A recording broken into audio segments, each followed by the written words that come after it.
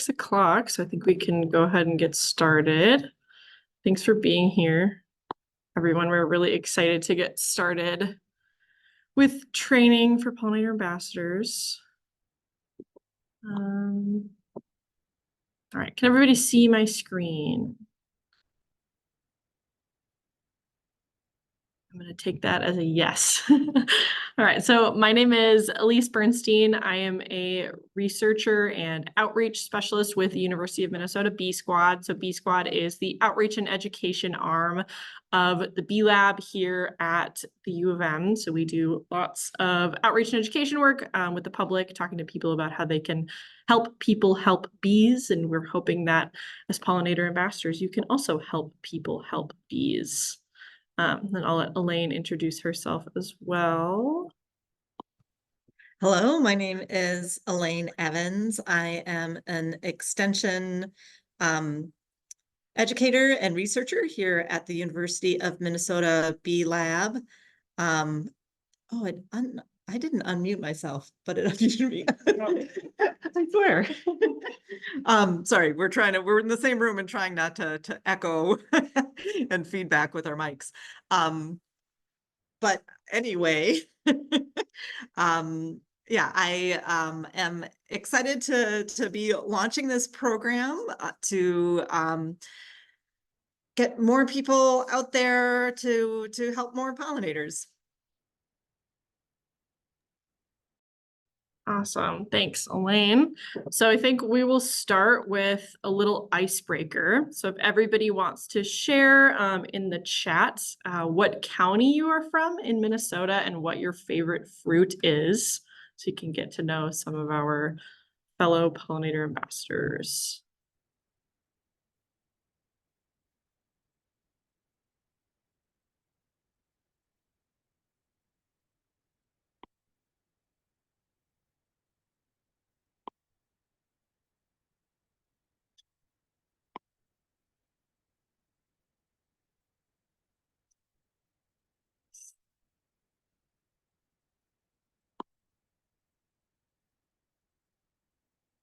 Seeing good representation of fruits here. Looks like we got people from lots of different parts of the state.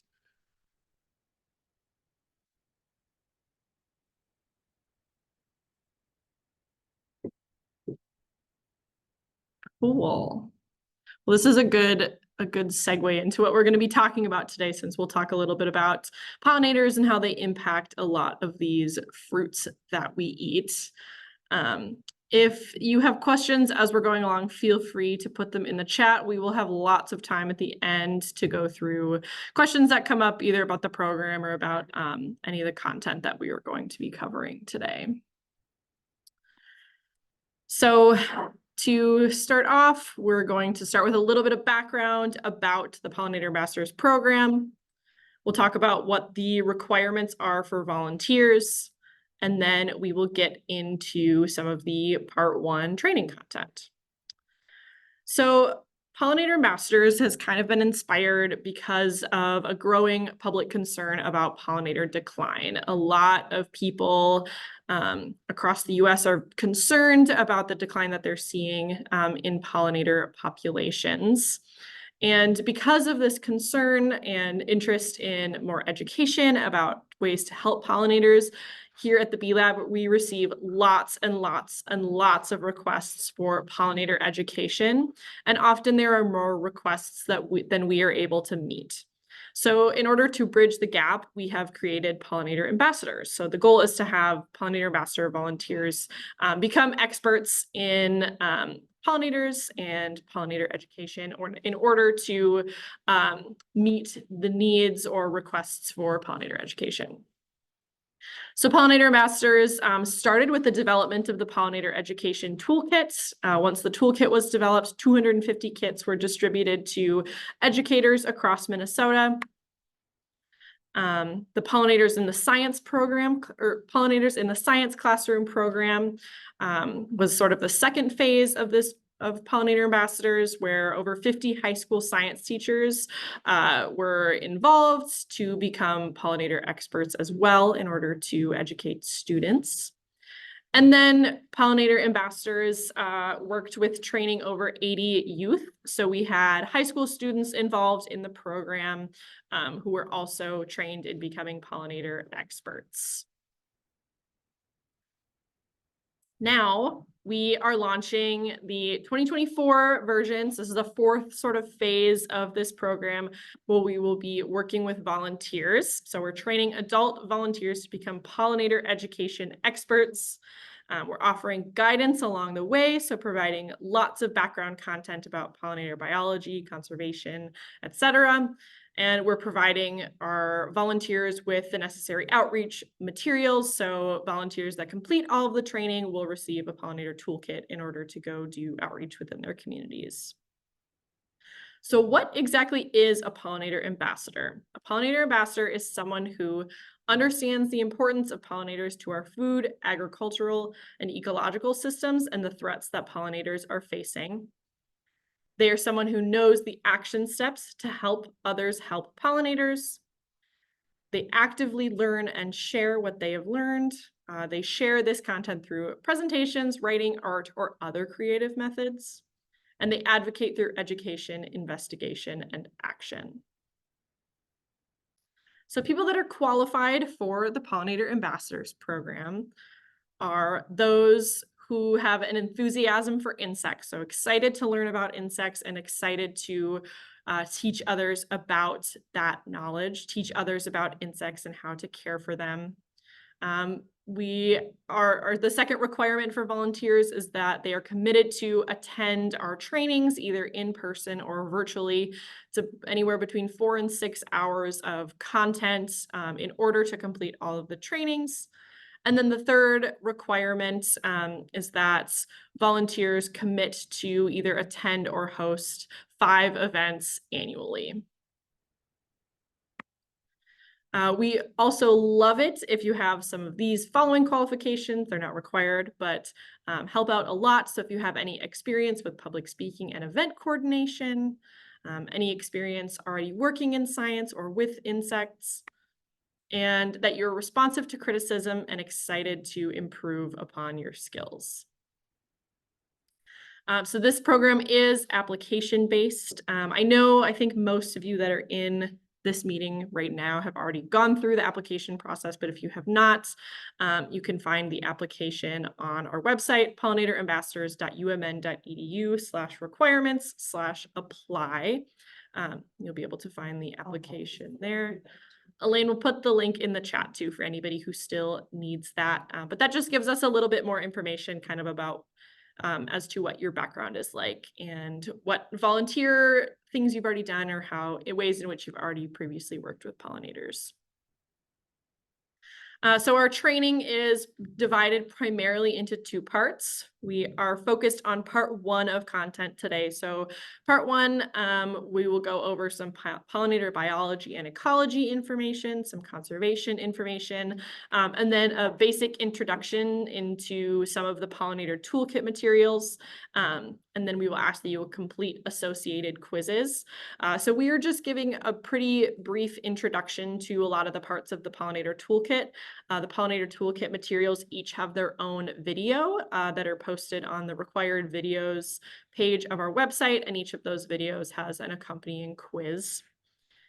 And then part 2, again, either virtually or in person, we will be doing part 2 virtually a week from today, so the 28th from 6 to 7:30 again. The registration is also on the website. And in part 2, we will go over sort of more of the expectations while you're volunteering. So what you can expect at an outreach event when you're tabling, some questions you might get asked, how to set up a table, and then just some guidance for being a good public speaker. And again, what we're covering today and what we will be covering next week are both recorded. So if you need to revisit this, you'll be able to find it on the website. And if you can't attend next week, that content will also be recorded. So in terms of training requirements, after volunteers complete all of the required videos, we ask that they complete the quizzes and then a cumulative quiz that covers all the content from both parts 1 and 2 to demonstrate what you've learned. Then we ask that you give a practice presentation to Elaine and myself to sort of demonstrate your public speaking skills. So this is relatively informal. It's something we can do virtually, but we just want you to give us a short 5-minute talk about a topic of your choice. So it could be something you're passionate about, or something that you want to share with us. But the goal is to demonstrate your public speaking skills. And then the third requirement, again, is the commitment to either hosting or attending 5 events focused on pollinators annually. So our goals for today, we're going to go over what is pollination, why pollinators are important, some pollinator biology basics, and then an introduction to the Pollinator Toolkit. So with that, I'm going to turn things over to Elaine to get started. We're just going to do this. Sure. All right, so I'm going to start by just going through some pollinator information. So pollinators are, if people are wondering why pollinators are important, why are we doing all this work to try to get people talking about pollinators? One of the reasons why pollinators are so important is that the plants are relying on animals for pollination. So pollinators are these animals that are doing this pollination, and it's around 80% of plants overall that are relying on insects to move their pollen around. And so when we're talking about pollination, we're talking about the movement of pollen. So pollen gets moved from the anther of a flower where it's produced onto the stigma. And then once the pollen is there on that stigma, a pollen tube will grow down and will fertilize an ovule. And those ovules are what eventually becomes seeds inside of fruit. So these things are, so there's a lot of complication in the biology world, as you know. So these plants may just need the pollen moved within one flower. They may need them moved to a different variety of flowers, but there are different ways that these pollen can get moved around. They can get, these plants can get help from either wind or water. And like we said previously, most of them are relying on animals to move that pollen around so that seeds can be produced and things can grow. So, so here is a diagram showing kind of what we mean, what we're talking about with this pollen tube. So pollen that lands on the end of the stigma, if it's the right kind of pollen on the right plant, it will grow this pollen tube. And this diagram here is kind of showing what from a flower, how that turns into what we know as fruit. So in a typical apple flower, if you look at it closely, this is a good time of year to go out and find apple flowers and take a look at what you see there for their ovaries. You can cut them open, you can look inside and see where those ovules would form and look at how that turns into the apples that we know. There are some plants that would produce no fruit at all without pollinators, and others that end up producing kind of smaller or oddly shaped flowers. Sometimes improper pollination can just mean that the fruit is slow to ripen. So we have developed, one of the things in our toolkit is this pollinator plate activity, where we want to show some of the complication of what's happening here. So people may have heard a general stat for insect pollination, where it's basically 1 out of every 3 bites of food that we eat that can be traced back to an animal pollinator. And what does that really mean? If we're looking at what we have on our plate, what does that mean? Part of the reason why we have this activity is this can draw people into caring about pollinators. If they're looking at what's happening with what I'm eating, that's something people can really relate to. So, so we have this activity, and we have a few things here, and please do go ahead and use the chat to put in your answer. So this is a question that's about almonds. If we had a plate of almonds and there were no pollinators, what would be left on this plate without any pollinators? Would there be nothing there? Would we have some almonds? Would they all be there? All right, yeah, lots of nothings coming in. So almonds are one of these fruits, these plants that are totally dependent on bees. So without bees, we wouldn't have almonds. So they need insects to move pollen to a different almond plant of a different variety in order to set seeds. And those seeds are what we eat as almonds. All right, cranberries. If there were no pollinators, what would be left in the glass? Would it all be there? Would it be empty? Would some of it be left?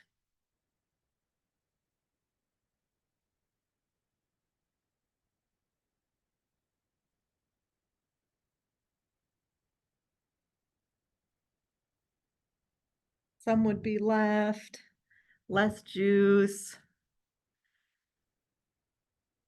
So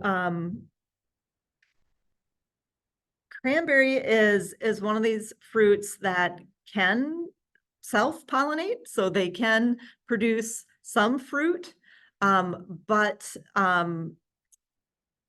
they do still produce a lot more fruit when they have insects to move their pollen around. Cranberries also do better with buzz pollination, which is a behavior that that there are some species of bees that will do this behavior where they shake the pollen in the flower to get they shake the flower to get the pollen out and are able to get really good pollination happening. All right. We're getting a little more complicated here with a few different things. More and more ingredients are going into things. So for ice cream, if we had a bowl of ice cream, what would be left if we didn't have pollinators?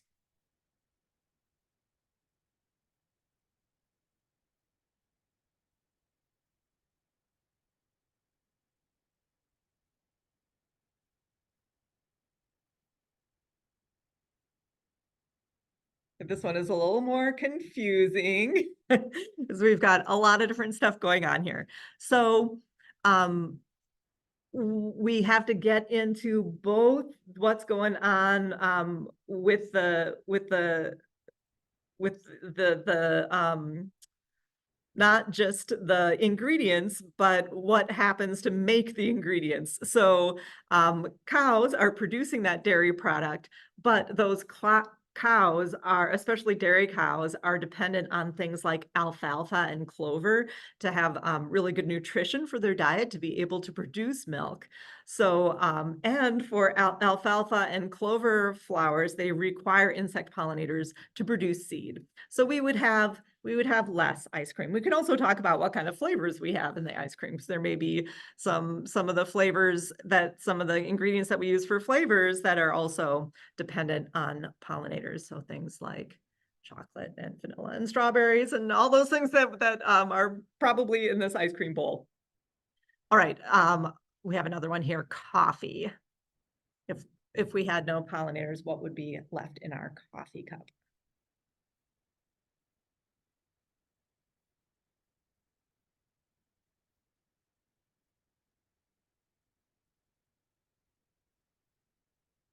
Less coffee would be okay, not sure.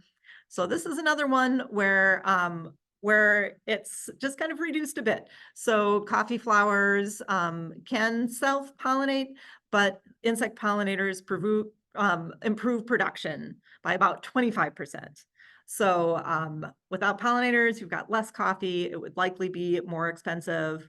All right. Another complicated one, pizza. So we've got multiple layers here. We've got the crust, we've got the cheese. We already talked a little bit about dairy.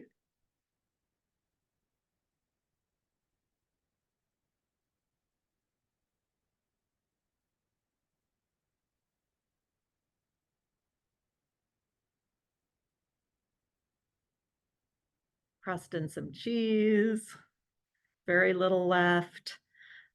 So yeah, basically we'd have a crust and some cheese. So the wheat that's used to make the pizza crusts is wind pollinated. So that one is not dependent on flowers, on bees to pollinate their flowers, but the tomatoes, peppers, and a portion of the cheese would all go back to pollinators. So this is just some of the foods that are outlined in our pollinator plate toolkit. So we have both digital and physical kits for the pollinator toolkits. And the physical kits have laminated cards that have all this information on it. And then the slides I was just showing are part of our digital toolkit, where we have presentations for this. For your training, we have a video where I've just kind of talked through all of the cards and provided some more background and explanation of what's going on, to help prepare you to be able to use that activity. So I already shared that link for the list of required videos, and that's there. So that food on the plate is a good thing for just drawing people in, but the bigger picture is that pollinators are important for a lot beyond just our plates. So many of you are probably aware, if you're thinking about what's going on with plants, 80% of plants, those plants are feeding countless other creatures. Those creatures are feeding other creatures that eat those creatures. Those plants are helping to maintain soil health. They're helping to filter water. So it's really this big picture from that, from all those plants that are dependent on pollinators back to just the health of our ecosystem, really depending on those diverse pollinator populations. And I'm going to pass this back over to Elise. Awesome. So Unless there's any questions, you can unmute and ask questions.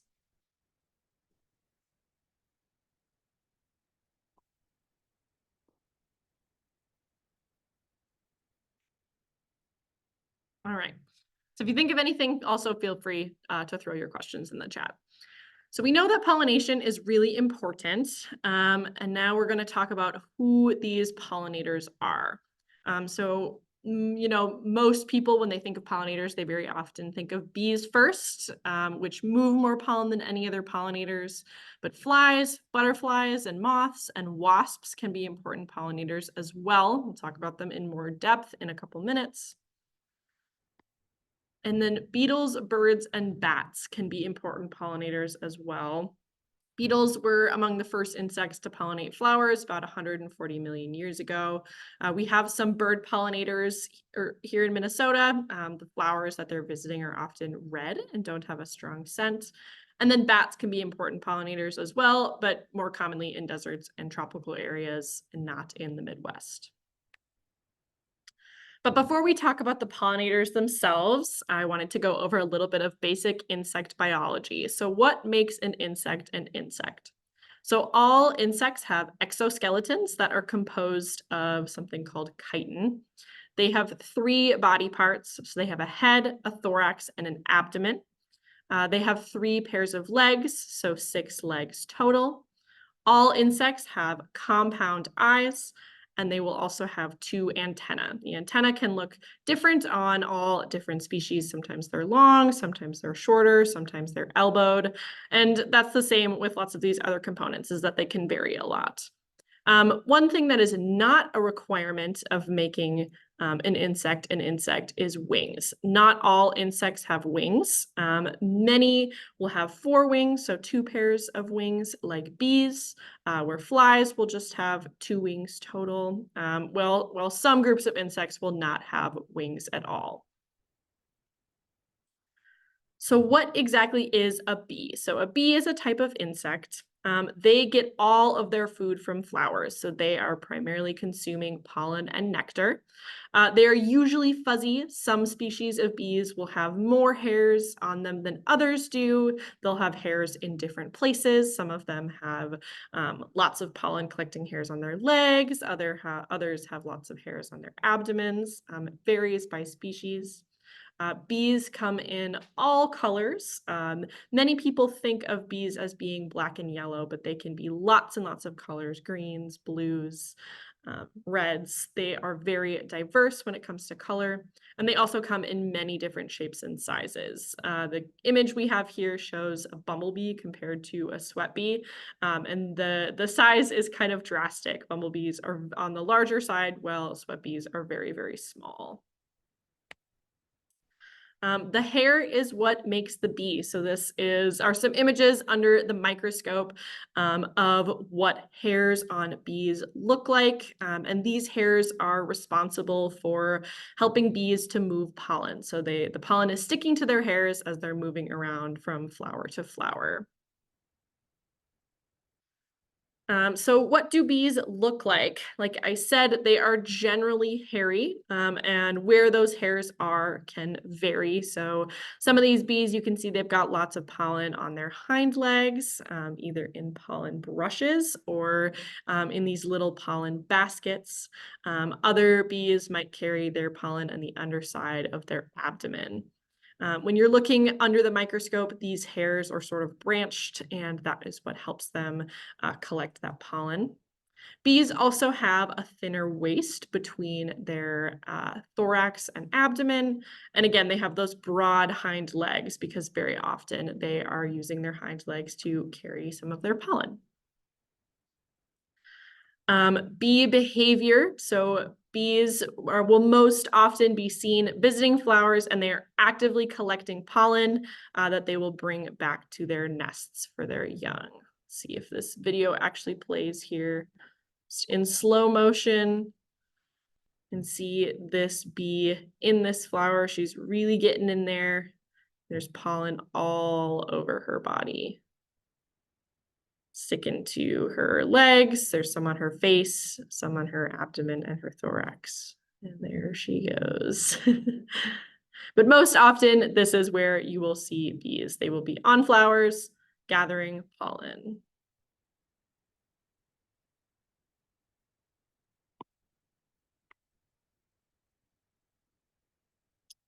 So what is a wannabe? There are lots of other insects like flies, wasps, and moths that look very similar to bees. These pollinators are mostly visiting flowers for nectar, and they will still move some pollen, but they are not moving as much pollen as bees are. Wasps are one of these insects that we consider wannabes. They are not bees. They're generally less hairy, they move less pollen, and looking under the microscope, their hairs do not have those same characteristic branches that bees do. Many wasps, particularly common ones, have very slender waists. So we said bees have pretty slender waists. Wasps are even slender when it comes to the space between their thorax and their abdomen. And then they generally also have longer legs. There are many different kinds of wasps. Again, wasps are diverse like bees. They come in lots of different colors, many different shapes and sizes. Here are some examples of different wasps you might see. So they might be red or orangish. They might have sort of purples in them. They might be a little bit more metallic in color, and then they can also be yellow and black. Again, some more examples of wasps and what they might look like. The mud daubers are some of those wasps that have very, very thin waists, which is in great contrast to the bees that we were looking at earlier. Wasps can be social. They can also be solitary. They are also very diverse, but still pollinators. Flies are another group of our wannabes, so also pollinators, but again, not as efficient as bees. Flies generally have these really, really large eyes, much larger than the eyes of the bees that we were looking at the beginning here. If you think of kind of what a housefly's face looks like with their big eyes, you can kind of see sort of similar shape and size on these flies that are mimicking bees. These flies also have very short, stubby antennae. Bees have longer, generally elbowed antennae. The flies have very short antennae. They also don't have mandibles. Their faces look a little bit different. Generally, they are less hairy. It depends on the species of fly. Some of them can be shiny and not have very many hairs, while some of them are quite a bit hairier and very more closely resemble bees. And then when we're looking at these flies up close, they have only 2 wings. So bees have 2 sets of wings, so they have 4 wings total. Flies only have 1 set of wings, so they have just 2 wings. Moths are another group of our pollinators that we think of as wannabes. They, again, sometimes might look similar to bees, but there's a few ways to tell that they are different. For the first of those ways being their lack of waist. So they do not have as distinct of a head, thorax, and abdomen. There is not really sort of that skinny space between the thorax and the abdomen. Moths also have long, straight antennae that can sometimes be a little bit fluffy. And again, they do not have mandibles. So you might also see these wannabes on flowers, but they are usually there visiting just to gather nectar. And they're making a little bit less contact with pollen since they are not intentionally collecting it. And since their bodies are not as hairy, they're not going to be picking up as much pollen as they're moving from one flower to the next. One activity that is part of the Pollinator Toolkit as one of our posters is called Bees or Wannabes. So it goes through many of these different pollinators, some that mimic bees really, really well, some that look very different. But this is another activity that you will want to become familiar with as part of the toolkit. Another part of the pollinator education toolkit is the pollinator diversity cards. So I'm just going to give a little overview kind of what these cards look like and how you might use them.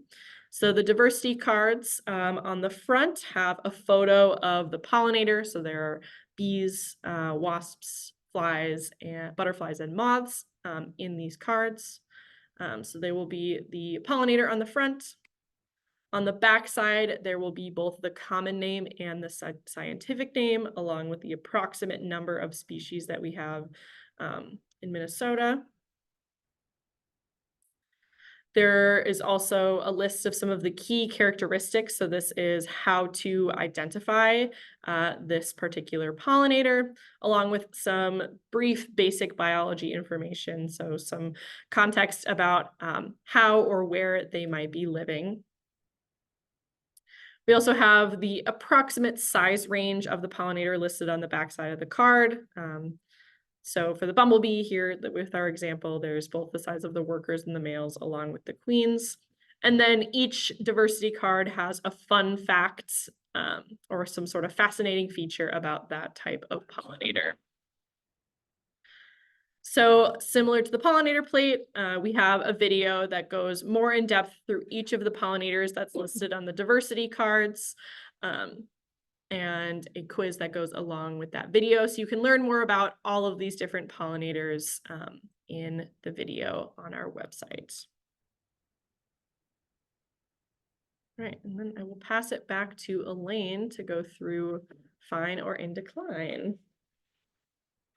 All right, so one of the most common questions that we get when we're talking to people about bees is, the great thing is a lot of people are concerned about bees. They've heard their problems, and so people a lot of times ask, how are the bees doing?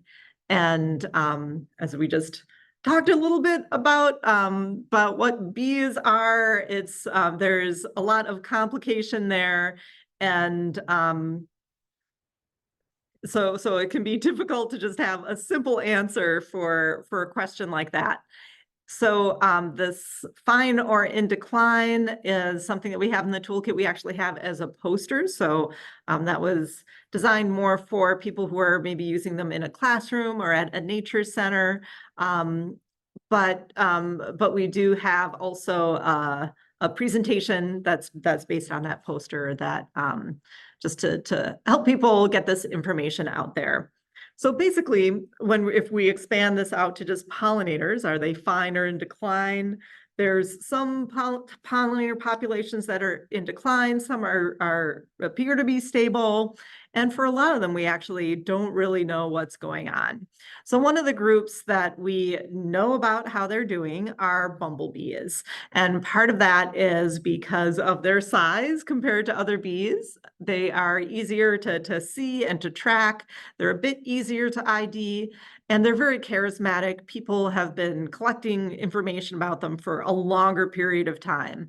So we have good information about how their populations are doing. And unfortunately, it's not great news where it's roughly 1 out of 3 species of bumblebees that are in decline.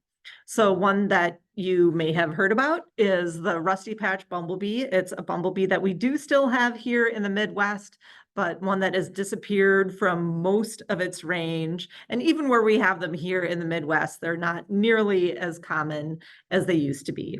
And so they are at risk of extinction. They are currently under federal protection as an endangered species. So before the year 2000, they were found throughout most of Minnesota, and then through to the east, down through the Appalachian Mountains.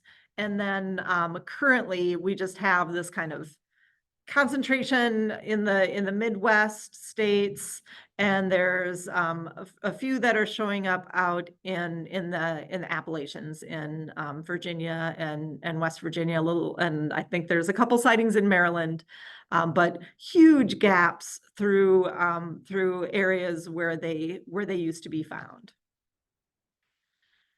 For honeybees are interesting because there is a lot of information in the news about how poorly honeybees are doing. So we know that honeybees are facing health problems. So beekeepers tend to lose a lot of colonies every year, but bumblebee populations are actually not in decline. In some areas of the world, there are more honeybees than there have been in the recent past. And in general, the numbers are pretty stable. Part of this is because there are beekeepers that are taking care of the honeybees. They are able to raise more honeybees and replace their losses. Monarch butterflies are an insect that that we know about as well. And we're able to get this information because the migrating monarch populations, the eastern population of the monarchs, all go down to one area down in Mexico, and we're able to measure the area that they occupy down there in the winter as a measure of how their population is doing. So the graph here is showing the size of the area covered by those overwintering monarchs down in Mexico. And you can see it since 1993, there's this steady decline over at least the last 25 years.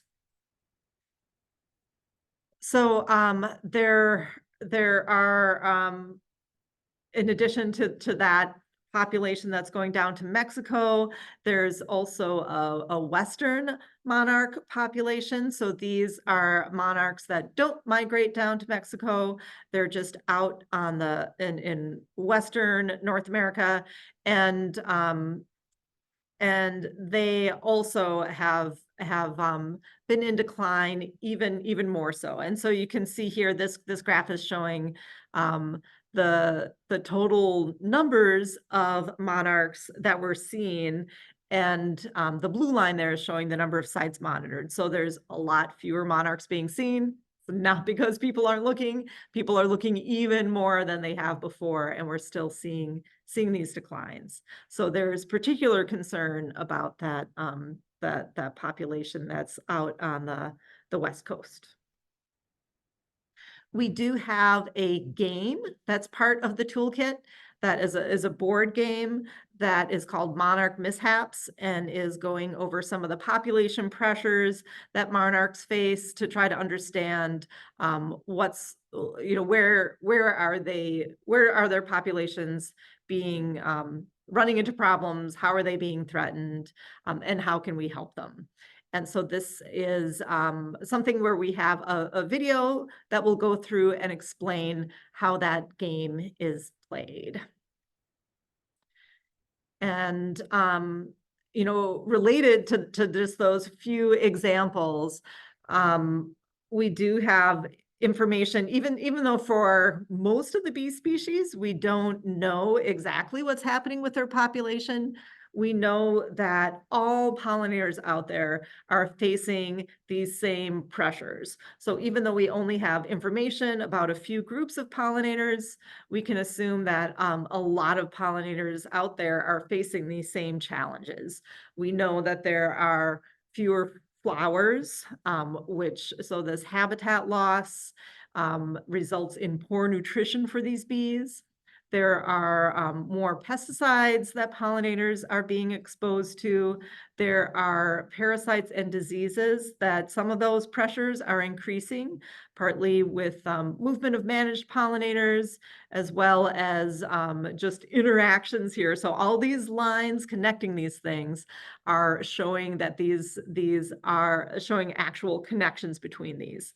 Global climate change is another concern. So an example here is that climate change can increase habitat loss. There can be loss of habitat that they can use when they're losing habitat. If there's less flowers for bees to eat, they have poor nutrition. When they have poor nutrition, they're actually more susceptible to pathogens. There are pesticides that, if bees have really good nutrition, they have a stronger ability to detoxify from those pesticides. But when they have poor nutrition, those pesticides can have a larger impact. They can reduce their kind of immune functions, make them more susceptible to pesticides. There are those parasites that can also spread pathogens. So we have habitat loss at the center here because it really connects to all of these different causes of decline and is a really important action step that people can take. We do have a video that takes you through what's going on with how the pollinators are doing in detail. We also have a nice, it's about a 7-minute video that's more meant for the general public. So there's a video we have kind of for you going through training on with all the details behind this. We also have a nice video just kind of summarizing for the public from researchers here at the Bee Lab, what's going on with these different groups of pollinators. Any questions about that? That was a lot.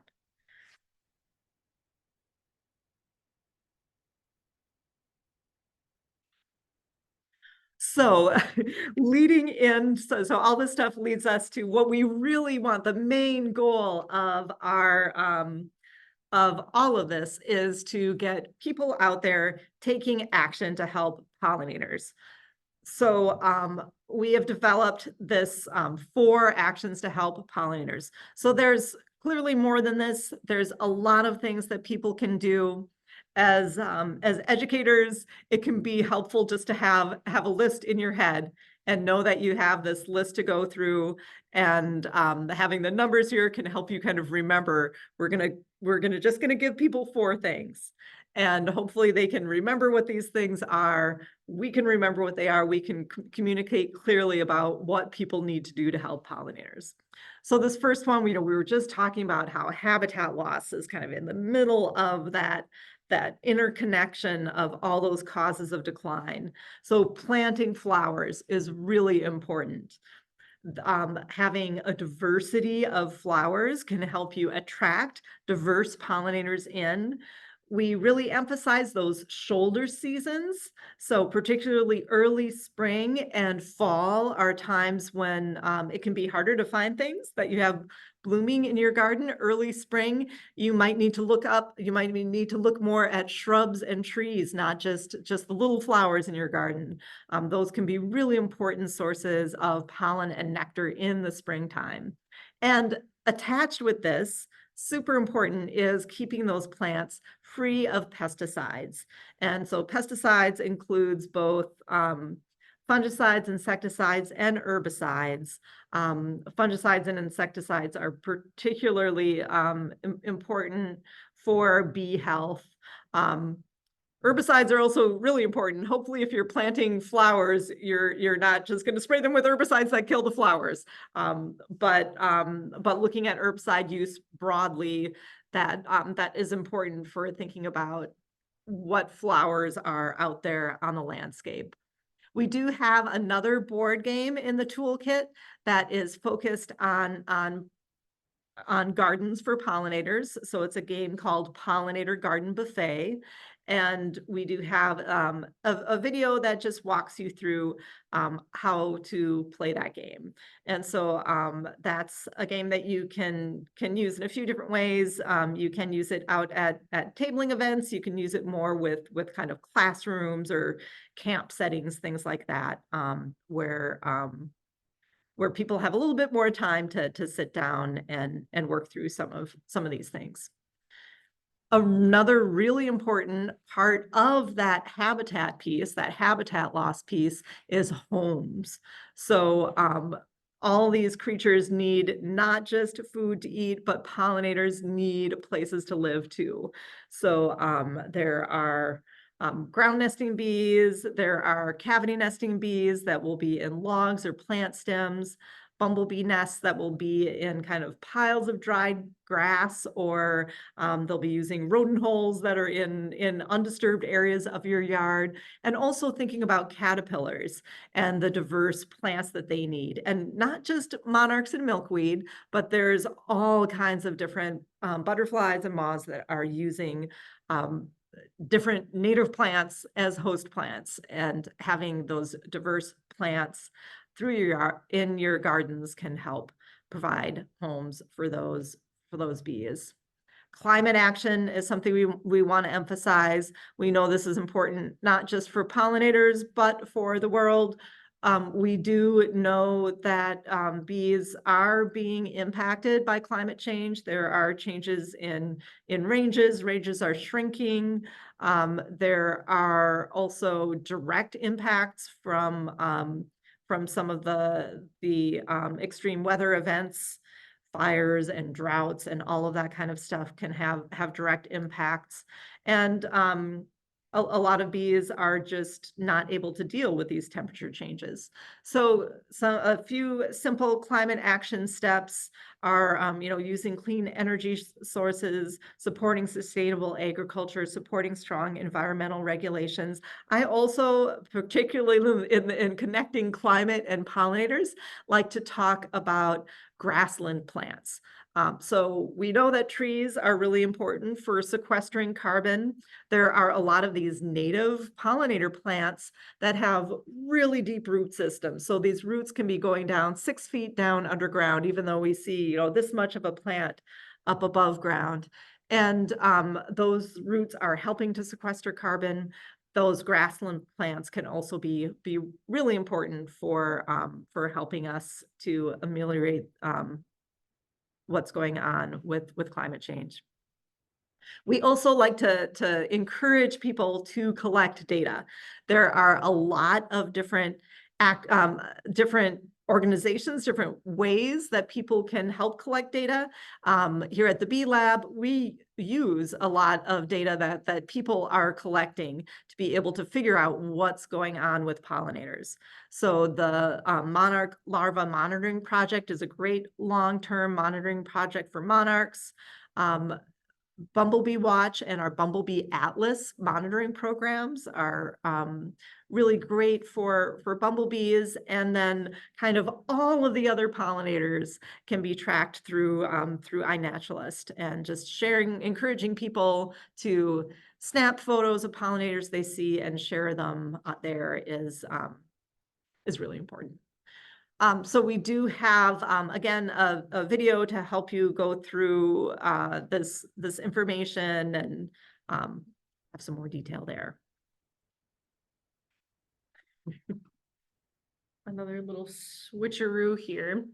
So to test a little bit of your pollinator knowledge that we've gone through in the first part of this training, we are going to go through a few of the questions that are part of our pollinator trivia. So the trivia is another part of the Pollinator Toolkit. This, again, like many of the other resources, is available virtually. So there is sort of a little animated slide set, which we'll go through so you'll get an idea of what that looks like. We are also working on producing some trivia cards. So these are new to the Pollinator Toolkit. This year, once we get those printed, we will have some physical cards that you will be able to use as part of the pollinator trivia as well. So as we go through these questions here, feel free to put your answers in the chat to see what you know before I reveal the answer. So our first question is, many insects act as pollinators. Which of these are not pollinators? A, wasps, B, flies, C, beetles, or D, dragonflies? Give everyone a minute to put your guesses in the chat. I'm seeing lots of D's here. That is correct. So dragonflies are not pollinators. They are not visiting flowers to gather nectar or pollen. Their primary food source is other insects. Our next question. What is the sweet reward that plants produce to attract pollinators to come to flowers?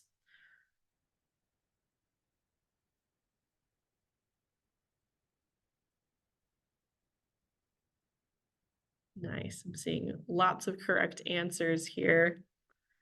So those of you that said nectar are correct. Nectar is the sweet reward that plants offer to pollinators. So like we talked about in the beginning with who our pollinators are, bees are gathering both nectar and pollen, but a lot of our wannabes are primarily visiting flowers just to be gathering nectar. Another pollinator trivia question here. Where do most bees live? A, in trees, B, in the ground, C, in plant stems, or D, in the grass?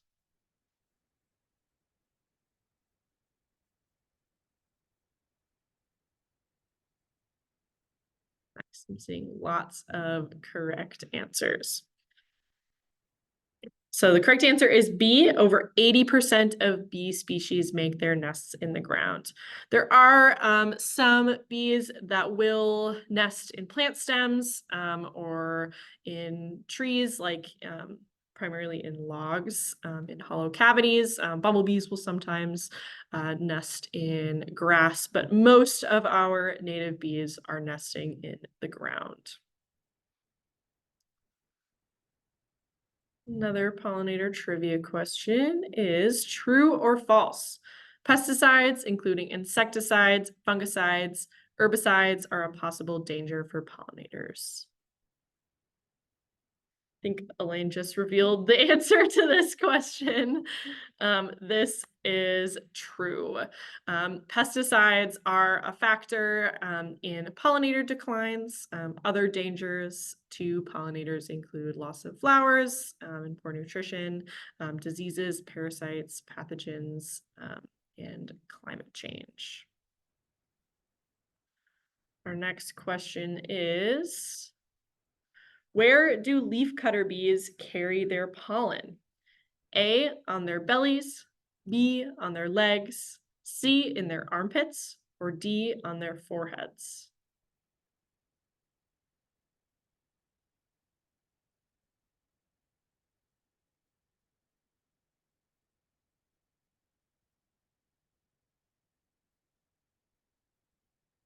All right.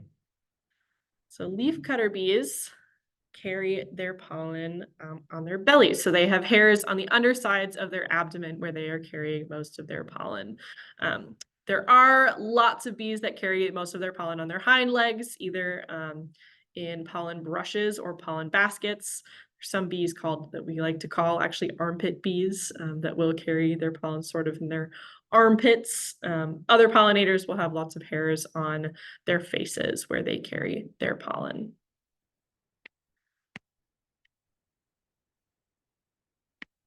And our last trivia question for today, true or false? Teaching others about pollinators is a great start to help conservation.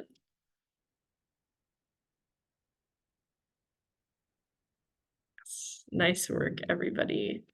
So this is true. Talking to your family, friends, neighbors, coworkers, and other folks in your community about how they can help pollinators is a great way to support pollinators.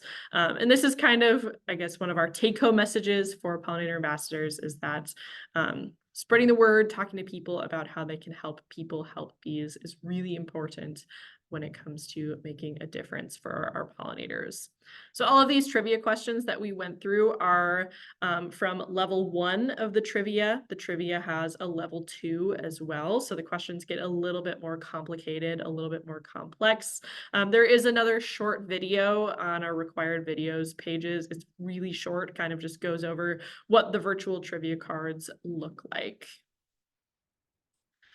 So we wanted to save lots of time here at the end to go over questions, to just talk about either program requirements, content that you have questions about, anything we went over today, anything we didn't go over today that you would like to know a little bit more about.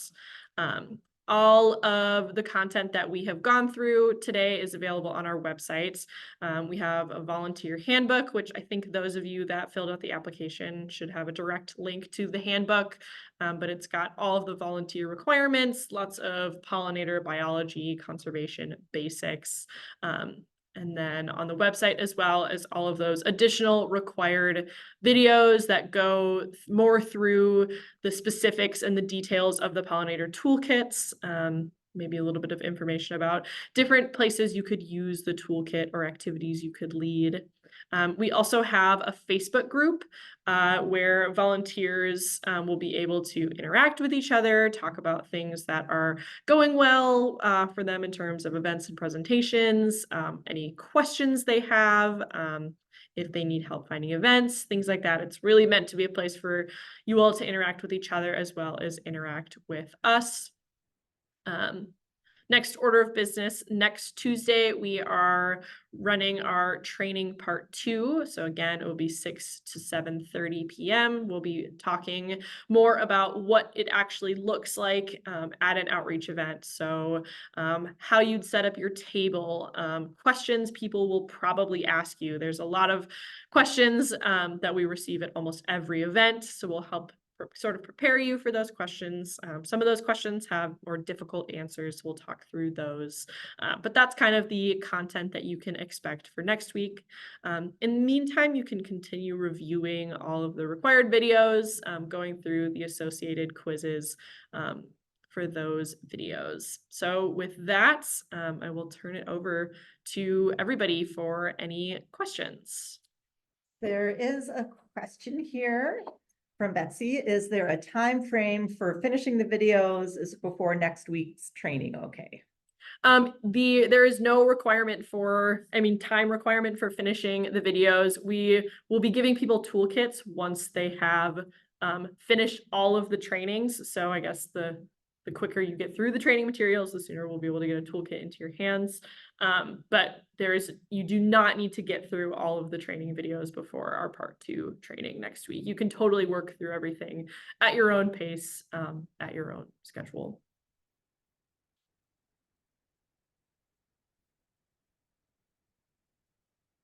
Oh, do you suggest buying Heather Holmes books on pollinators? Oh, now I'm in both screens. We do love Heather Holmes books. So there's one that's kind of more plant focused and one that's more bee focused. And then she also has a really beautiful wasp book. Those are all great resources.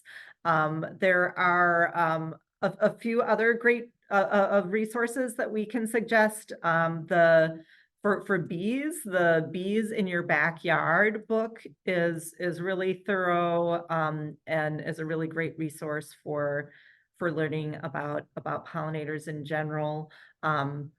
Heather's books are really nice because they have both bee information and plant information. So when you're trying to get that information about, being able to help people with gardening questions, that's really nice. Otherwise, it's kind of like, here's the bee book, and then here's the plant book.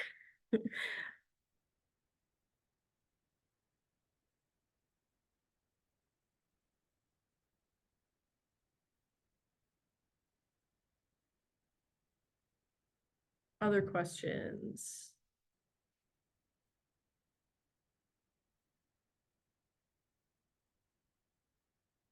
I know one thing that Elise and I were just talking about today too, was wanting to kind of something you can keep in mind as you're going through the trainings, and just thinking about are there other things that you want to know more about that you're not seeing in the trainings, or something that was kind of just maybe we had a bit of information there but you want to know more. You can wait till you get through everything. There's a bunch of those kind of frequently asked questions we'll start looking at next week. But if you want to keep that in mind, and feel free to reach out, from asking about the Heather Home question, it might be good for us to just put together, we can put together kind of a list of some of our favorite books for getting that kind of extra information. That's one thing we can add. But if there's other topics, keep that in mind. And at some point we'll be asking everybody, or you can just let us know. Mm-hmm. I see here in the chat. Once we're done with training, where is the best place to find events where we can volunteer? So we'll talk a little bit more about this next week. We have so a lot of you are representing different counties. If we get event requests that are particularly in the area that either you are from or you say you're willing to travel to, we will reach out to you directly. The Facebook group will be another place where we will post opportunities for events. Again, next week, we'll talk a little bit more about how you can work with other groups within your community, like local libraries or garden clubs, to either plan an event or host a talk or things like that. So I would say email and the Facebook group are the best places to find information about upcoming events and such. Yeah, and if you are going to be so some of the two of the main things that happen are kind of tabling or talks. So tabling, we've got the Pollinator Toolkits, and we'll be talking about that a bunch next week. Presentation wise, we do have a lot of kind of pre-made presentations that we have in our online Pollinator Toolkit. And those are adaptable. We just will want to review what's happening with them before they're going out into the world, if there's major changes or different topics that are being added in.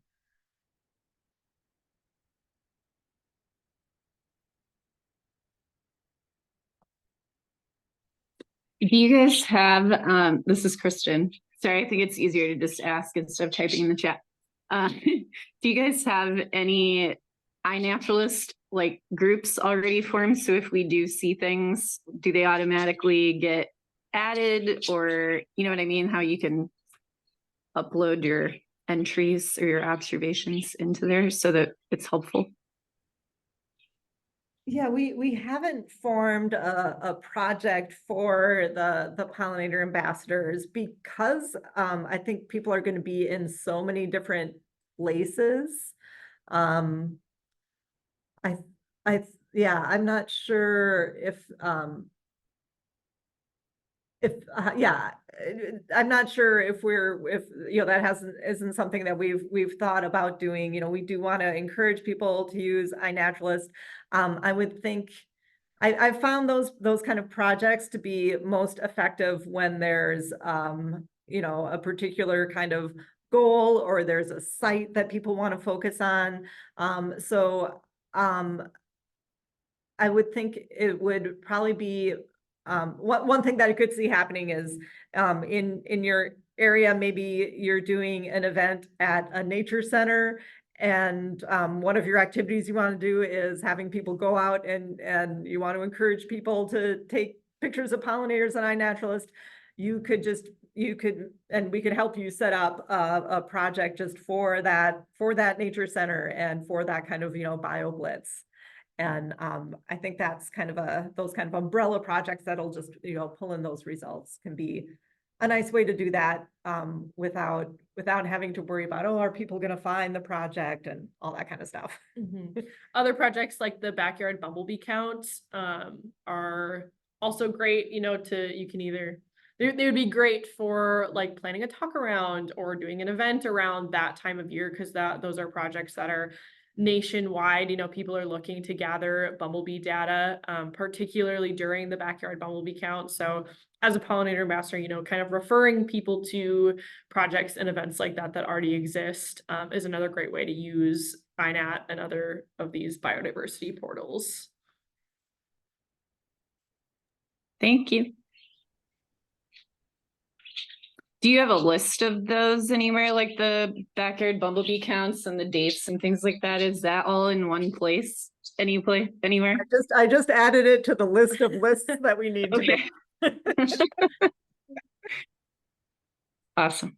Yeah, I'm sure there are other like regional projects, that like we aren't even aware of, just because they're happening in different parts of the state from where we're at.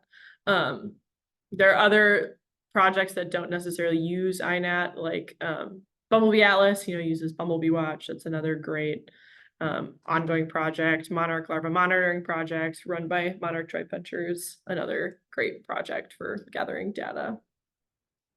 And there are a few, kind of recurring things, like just yesterday was just World Bee Day. And then I forget the dates, but in the middle of June, it's going to be Pollinator Week. Earth Day is another event, that whole weekend of around Earth Day. There's always a lot of people who are interested in pollinators. So there's kind of those kind of recurring dates that can be nice frameworks for planning events. So if you have someplace that might be interested, you can say, oh, hey, for Earth Week, I can do this pollinator talk, and that might help kind of, frame it. Yeah, we're already past Earth Day 2024, but the Earth Day requests are nuts. Everybody is looking to do some sort of pollinator related thing around Earth Day. So that's a really great time to get involved with doing some sort of pollinator outreach.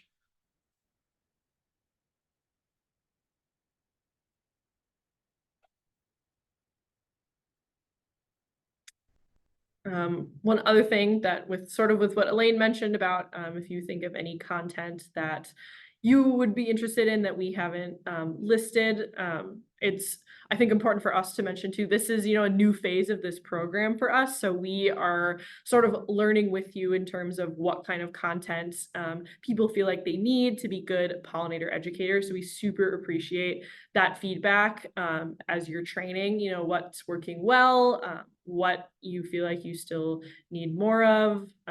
If you like in-person trainings or virtual trainings, all of that stuff is really valuable for us because we are very, very appreciative of your time and willingness to volunteer with us.